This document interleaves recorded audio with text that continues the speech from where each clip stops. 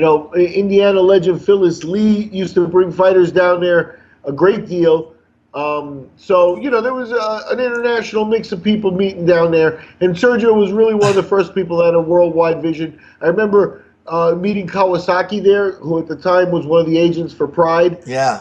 There were some contacts and things that were made that Bottarelli was definitely a visionary that kind of deserves credit, But hey, they were crazy shows. Hey, here's an old name for you, since we're talking NHB and early days stuff. Becky Levi, you knew Becky, right? Yeah, sure. Okay.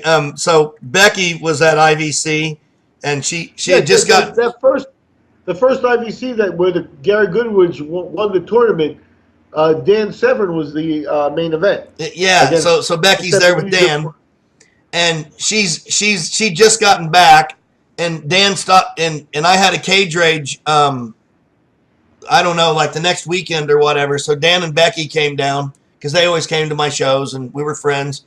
And Becky said that they had wanted her to do a fight, but then it was, or I don't know how it worked out, but there was some kind of a deal where they expected Becky to come down and do a girls fight on the side.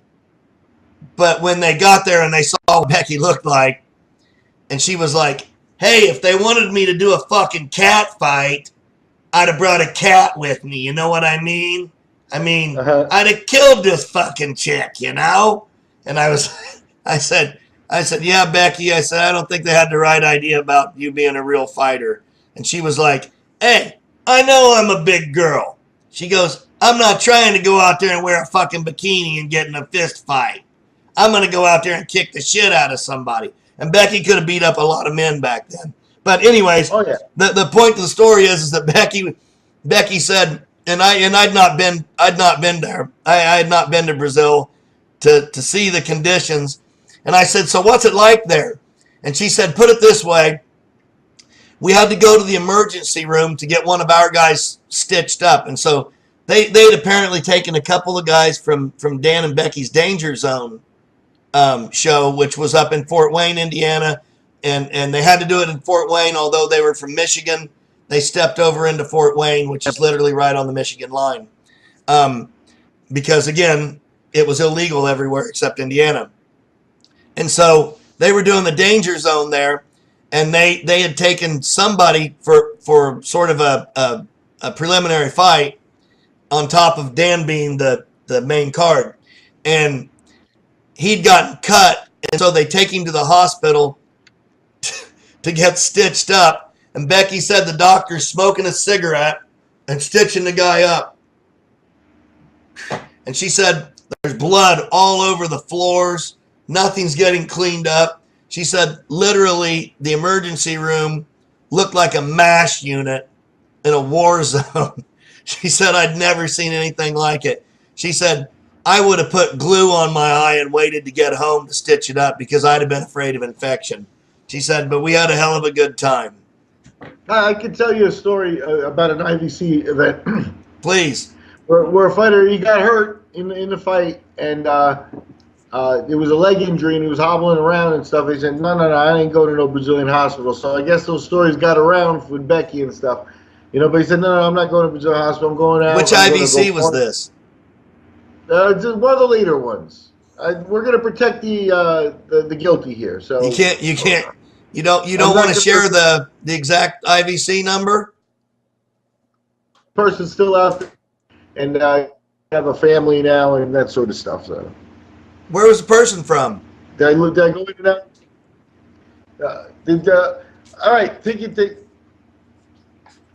All right, the guy's still out there, and he may have a family now that he didn't have then, and that sort of stuff. So I'm gonna skirt around some details here. But the bottom line is that he got a leg injury, and he refused medical care, and he said I'm going out to party, and he went to one of those establishments with Brazilian ladies that were going to provide the taking care of aspect. I don't follow.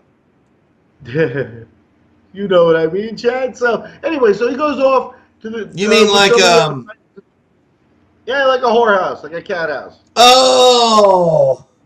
You mean a whorehouse?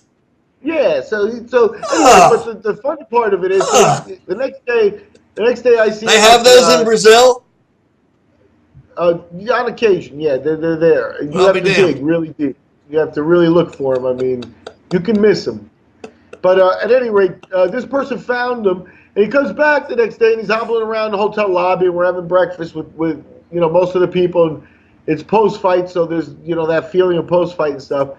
That whole burnout, and everybody's hungover, and it's quiet, and everybody's gonna be leaving, the whole thing, and like opponents, like meeting, and everybody's friendly. And yeah, it was all right. So exchanging business cards and numbers. Guy comes up to me, he goes, "Man, I had a great party, man. I had sex with 9 different women." Wow, 9. Okay, so did he have a broken leg? There was damage done to parts of his leg. Yeah, I don't think it was a break, but I mean, anyway, like torn ligaments and like really bad off.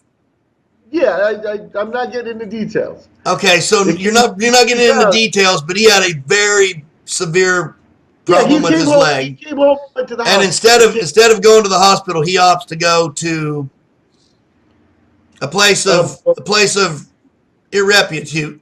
And a place where a different type of nurse was going to take care of him, right? he's got a different idea of nursing, and he goes there, and he has 9 different nurses. But here's the part that's interesting. It's funny, and this is the part why I tell the story, because I find it funny. So I was that's like, impressive. 9 different women. I was like, that's what I said. I said 9 different women. That's amazing. Wow. And he goes, after a fight, yeah, man. He goes, yeah, man. I had 3 threesomes. And I look at him and I say, you big dummy, that's only 6 women. You can't count yourself.